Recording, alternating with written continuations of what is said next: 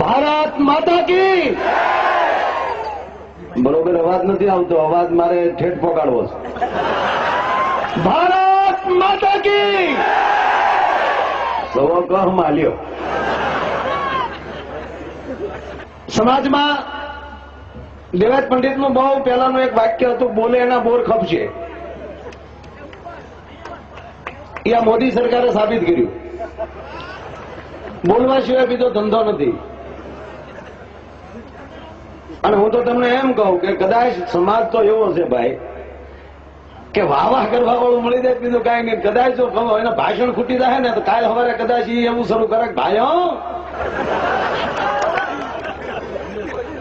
ગુજરાતની બોર્ડર ઉપર પાકિસ્તાન બાજુથી હવા આવે છે, ભાઈઓ એ ગુજરાતને નુકસાન કરે છે,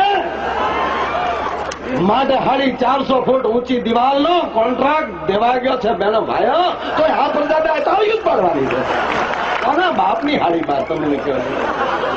અને કરોડની તો કોઈ વેલ્યુ જ નથી રહેવાતી હતી. મારા હું વેરાવળનું ભાષણ સાંભળતો તો બહેનો, મારી ખારવાની બહેનો, 200 કરોડનું ઘાસ લે. અરે રહેવા દે, કાંઈ કે 200 કરોડનું હું તો માવા ઉપાડા હલ્યો એમ લેવા. તમને એલા કોઈ કહેવા વાળો નથી કાંઈ. આ નો છૂટકે મારા ટેજ ઉપર આવવું પડે, નકર અમારો ધંધો નથી યાર.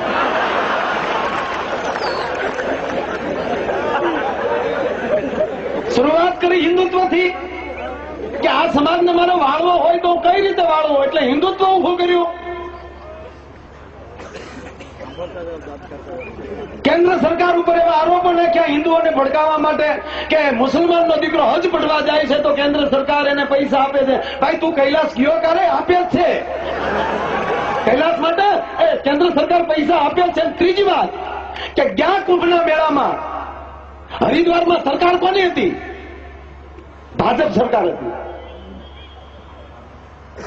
કેન્દ્રમાં જયારે ભાજપ સરકાર હતી તો કોઈ દિવસ હરિદ્વારના ઘાટને રિપેર કરવાનો કોઈને ટાઈમ જ ન મળ્યો સાહેબ.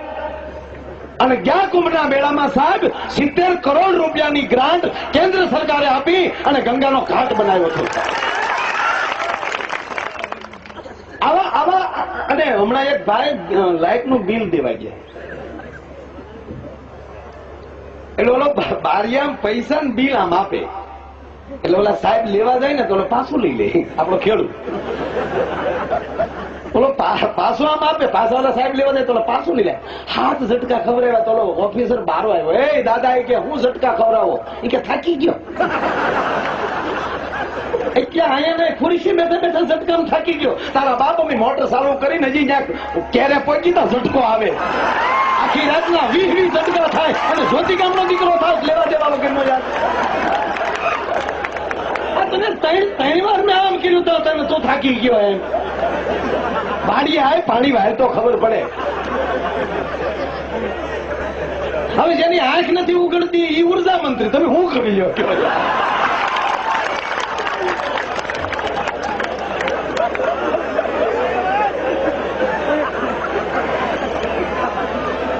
બરાબર છે ને મારી વાત?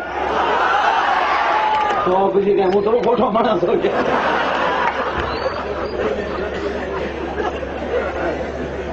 બીજી વાત એ કહું કે આ શિક્ષકોનો સ્ટાફ છોકરાઓને ભણાવવા માટેનો છે કે એના મેળાઓ માટે પબ્લિક ભેગું કરવા માટે છે? હું તમને એક પ્રશ્ન પૂછું છું. આ બધા ભાઈઓ, મારા વિદ્યાર્થીઓને યુનિફોર્મ મળે છે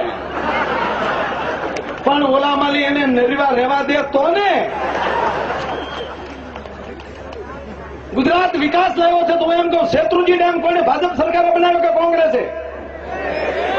કોને બનાવ્યો શેત્રુંજી ડેમ? જોરથી બોલો. તમારો સિંગોડો ડેમ કોને બનાવ્યો? મસુંદરી ડેમ કોને બનાવ્યો? નર્મદા ડેમ કોને બનાવ્યો? એ બોરી બંધ કરીને એના માણસોને શિરામણ દેવાના બોરી બંધના ધંધા શરૂ કર્યા લેવા દેવા વગર. તમારી કેનાલ બનાવી કોને? પાયાનો મુદ્દો જોયા વગર વિકાસ વિકાસ વિકાસ વિકાસ વિકાસ શેનો વિકાસ?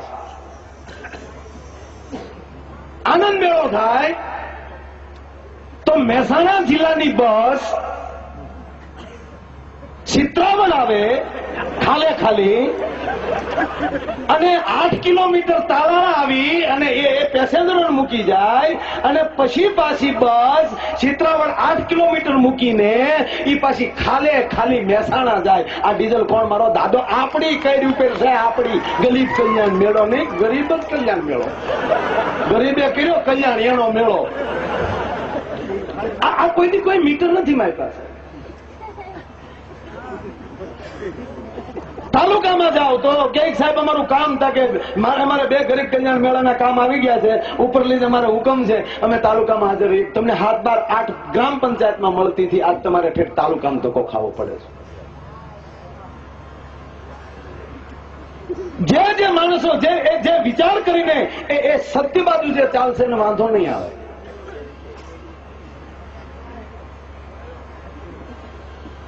ઉદ્યોગો આવ્યા એટલે ઈ લાવ્યા બધા. આ અંબુજા સિમેન્ટ ફેક્ટરી હતી, ભાજપ લાવી. અને સાહેબ જે લાવ્યા એમાં બધા આપણને શું ખબર ભાગીદાર હોય ન હોય, આપણે કઈ ખબર.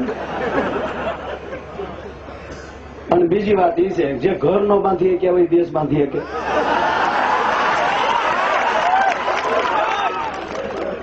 બેટી બચાવો ભાઈઓ.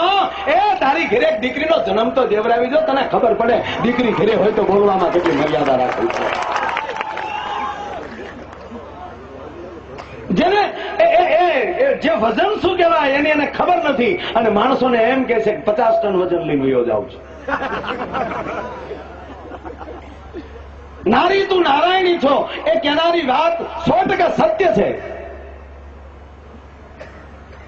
તો હું તમને એમ કહું કે સાલું પાર્લામાં સાંસદ આવતી હોય ને ત્યારે તમે જોઈજો. ભાજપમાં બેનું છે ને કોંગ્રેસમાં આપણે સોનિયાબેન એ ઉઘાડા માથે કારે ન બેઠા ને ઓલ્યું હાવ ગંડિયું પહેરીને બેઠ્યું. એને કહો ભાઈ અહીંયા મર્યાદા શીખવાય ને પછી અમારી પાસે